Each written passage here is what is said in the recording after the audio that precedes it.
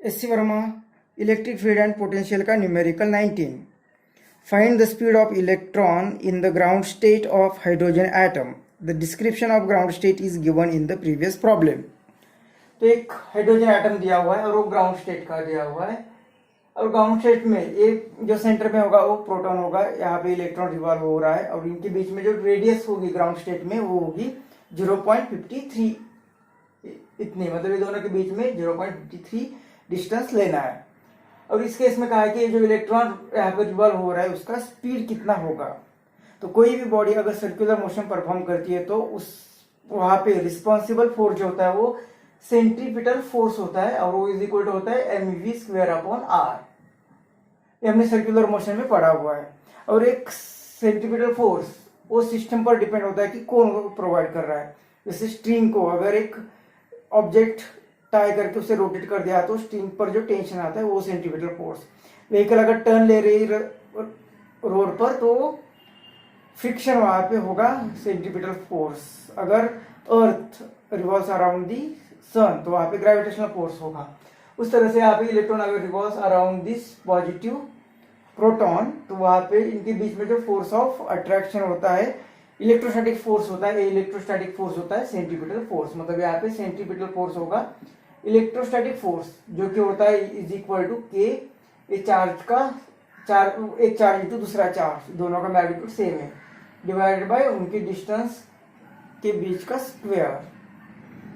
तो इस एक और दो इक्वेशन से हम लिख सकते हैं कि centripetal force is nothing but this electric force. तो ये वैल्यू यहाँ पे पुट करेंगे तो ये आएगा k² divided by r² is equal to mv²/r। इसका एक r इसके लिए कट होगा। हमें ये वेलोसिटी फाइंड करनी है, तो ये वेलोसिटी कितनी आएगी, तो ये v² is equal to m यहाँ पे डिवाइड होगा तो ये kq² डिवाइड बाय, ये पहले r होता था तो यहाँ पे फिलहाल इसे इसी तरह से रखते हैं ताकि हम डायरेक्ट वैल्यू ले सकते हैं प्रीवियस एग्जांपल से, क्योंकि हमने वो ऑलरेडी सॉल्व किया है। kq²/r², ये electric force between this positive charge and negatively electron, इनमें जो फोर्स होता है ये हमने न्यूमेरिकल 18 में फाइंड किए है, तो ये वैल्यू वहां से डायरेक्ट ले लेंगे। ये r यहाँ पे मल्टीप्लाई होगा और ये m डिवाइड होगा। तो इस तरह से ये वैल्यू हम लास्ट न्यूमेरिकल 18 से ले लेते, तो ये बनेगा v² इज इक्वल टू, ये वैल्यू आई थी 8.2 इंटू 10⁻⁻8, और ये r मतलब ये डिस्टेंस, तो ये 0.53 एंगस्ट्रॉम, इसे 0.53 एंगस्ट्रॉम इसे मीटर में करना है तो 10⁻10। लास्ट न्यूमेरिकल में वो कन्वर्जन भी दिया हुआ है, डिवाइड बाई m। ये m क्या है, तो ये मास ऑफ दिस इलेक्ट्रॉन, और मास ऑफ इलेक्ट्रॉन कितना होता है, तो ये होता है 9.1 into 10⁻31। v² is equal to, इसे 82 लिखते हैं इंटू ये 53 डिवाइडेड बाई ये 9.1, मतलब इसे 9 लिखते हैं क्योंकि हमें स्क्वायर रूट लेना है तो ये इजी होगा 9 लिखना, इंटू 10⁻8।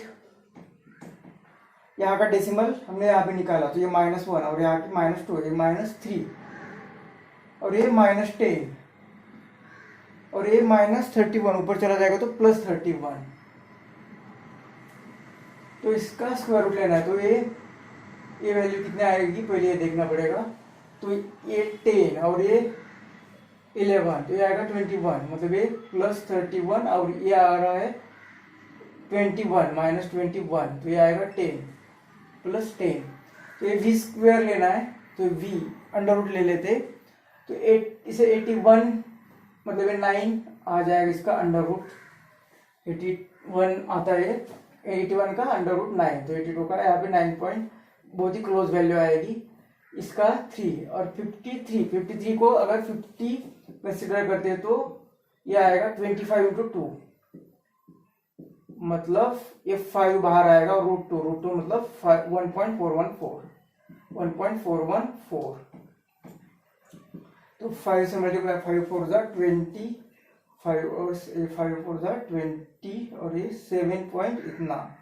लेकिन ये 53 है, मतलब इससे कुछ बड़ा आ जाएगा, तो इसे 2 भी ले लेते, और या 2 और 3 के बीच में इतना लेते रखेंगे, तो ये आएगा 7.27 इंटू 10 ये आ रहे 10, उसका स्क्वायर रूट लेना है, तो ये आएगा 5, ये आएगा 5। अब ये 3 3 जा, मतलब v इज इक्वल टू ये 3 7 जा 21, 2 कैरी, 3 2 जा 6 7 8 और 3 7 जा 21, ये 2 डेसिमल इधर और ये 10⁵,